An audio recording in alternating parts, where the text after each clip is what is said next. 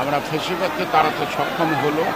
এখনও গণতন্ত্র আমাদের নাগালের বাইরে, গণতন্ত্র এখনও আলোর মুখ দেখে।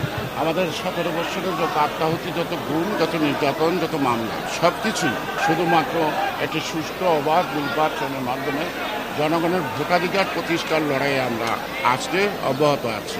আমাদের নেতৃত্বের উপর কি জুলুম হচ্ছে, তাকে প্রাণ মেরে ফেলার জন্য মিথ্যা মামলা দিয়ে, অপবাদ দিয়ে তাকে যে হয়রানি করা হয়েছে, এটা এবং তিনি এখনও মনোবলও হারাননি এবং দেশের পক্ষে লড়ার ক্ষেত্রে তিনি প্রস্তুত আছেন।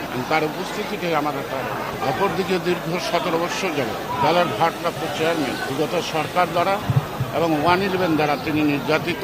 শারীরিকভাবে সুস্থতার জন্য তিনি বাংলাদেশের বাইরে থেকেও গত 6 বছরে বেগম খালেদা জিয়া যখন কারান্তরীণ, তখন তিনি সারা জাতিকে ঐক্যবদ্ধ করেছে। শুধু বিএনপিকে ঐক্যবদ্ধ করেননি, প্রায় 60টির মতো দল ঐক্যবদ্ধ করে 31 দফার ভিত্তিতে আমরা ফেসিবাদকে সক্ষম হয়েছি। স্বাস্থ্যকর অল টাইম হানিকম, সব সময় অল টাইম হেলদি লাইফ।